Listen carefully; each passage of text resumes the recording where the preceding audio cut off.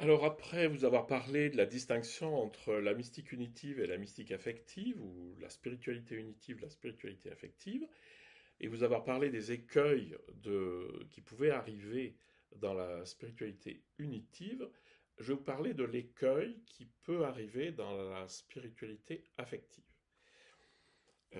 Ça aussi, c'est des choses que j'ai beaucoup rencontrées. Donc, dans un premier temps, il y a un désir de Dieu, on va dire dans la vie monastique, dans la vie spirituelle en général, et on commence à développer une relation avec Dieu présent en moi. Je prends conscience que Dieu est amour, je lui rends son amour, je suis plongé en moi dans ce dialogue amoureux avec Dieu, et voilà, quelque part, j'éveille l'amour en moi. Alors, qu'est-ce qui se passe? Surtout dans les premiers temps de la vie spirituelle affective, il y a ce qu'on appelle des consolations, des espèces de prises de conscience gigantesques de ce qu'est l'amour de Dieu, d'être noyé dans l'amour de Dieu, d'être blessé de l'amour de Dieu, etc. Il n'y a pas d'adjectif assez fort. Donc souvent, au début de la vie spirituelle, il y a ces espèces de bouffées d'amour où on se sent aimé et où on aime Dieu, qui sont extrêmement satisfaisantes. C'est ce qu'on appelle les consolations sensibles. Pourquoi sensibles? Parce que, comme dira Thérèse d'Avila, parfois même le corps en a sa part. C'est-à-dire que il y a aussi une expérience physique de cette chose, une espèce de bonheur qui nous emplit tellement que c'est même sensible physiquement. Donc c'est ce qu'on appelle les consolations sensibles. Après les consolations sensibles, ça ne peut pas durer. Il y a un creux, et ce qu'on appelle les états de désolation, l'état de nuit spirituelle, où finalement on a vécu ça, on le vit plus, on en est extrêmement frustré et on voudrait le revivre. Alors, surtout au début, euh, au bout d'un moment, on le revit. On revient dans ces sentiments-là, et puis après, on replonge dans une espèce de banalité de la vie quotidienne où on sent rien, on voit rien. La prière n'a pas de goût, ce qu'on appelle l'acédie, techniquement. Voilà. Donc, dans les débuts de la vie spirituelle, il y a le désir, il y a le début de la relation avec Dieu, et puis il y a des hauts et des bas, les consolations sensibles et les désolations.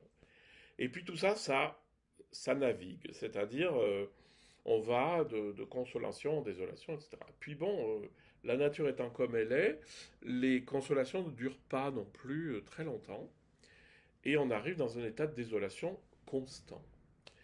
C'est-à-dire il se passe rien, je vois rien, il y a rien. Donc c'est là qu'il y a le doute, qu'il y a mais qu'est-ce que je fous là, qu'est-ce que je fais, à quoi ça sert, tout ça, ça sert à rien. Je ne sens rien, je ne vois rien. Et c'est l'écueil premier de la spiritualité affective, c'est de rester bloqué dans la désolation et finalement de tomber dans le doute, dans l'apathie, dans le tout ça, ça sert à rien, c'est nul, etc. Et ça, c'est le grand problème parce que les personnes qui vivent ça, elles deviennent, surtout par exemple dans le monde monastique, comme quand même c'est un mode de vie particulier. Donc au début de la vie monastique, oui, ça monte et ça descend, et puis après, la vie est normale. Intérieurement, je ressens plus rien. J'ai beau prier, il se passe rien. Euh, et donc on tombe dans cette espèce de nuit où, bon, il reste plus que la vie quotidienne et c'est pas passionnant. Et hélas, les gens qui n'ont pas réussi à dépasser ce moment-là deviennent aigris, deviennent méchants, ils deviennent pas gentils, parce qu'ils sont frustrés. Mais la vie spirituelle affective ne se limite pas à consolation, désolation. C'est-à-dire qu'on n'a pas à chercher d'état. Déjà, il faut bien comprendre, et Descartes l'a bien dit, l'expérience de Dieu, c'est-à-dire quelque chose de sensible qui me fait faire l'expérience de Dieu, n'est pas Dieu.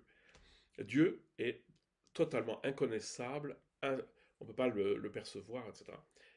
Et en fait, c'est dans Mathilde de Magdebourg qu'il y a une explication absolument lumineuse. C'est-à-dire qu'en fait, elle comprend que c'est dans la divine absence que se trouve la présence absolue de Dieu. C'est-à-dire que Dieu est tellement présent qu'on s'en rend même plus compte. Un peu comme l'air qui m'entoure est transparent au point que je ne le vois plus. Hein. Ben, c'est un peu pareil avec Dieu. Et donc, Mathilde, elle va passer de ces espèces de joies qui sont ponctuelles, qui sont quand même très venant de moi, à une joie très très profonde et très discrète, une joie d'être branché sur quelque chose d'infiniment plus profond. Et donc c'est la sortie du couple malsain consolation-désolation qui est dans l'accueil de la réalité telle qu'elle est et qui est en fait beaucoup plus profonde et qui est beaucoup plus joyeuse, beaucoup plus aimante, etc. Donc l'écueil premier de la mystique affective, c'est de tomber dans l'attente de la consolation et de rester bloqué dans la désolation.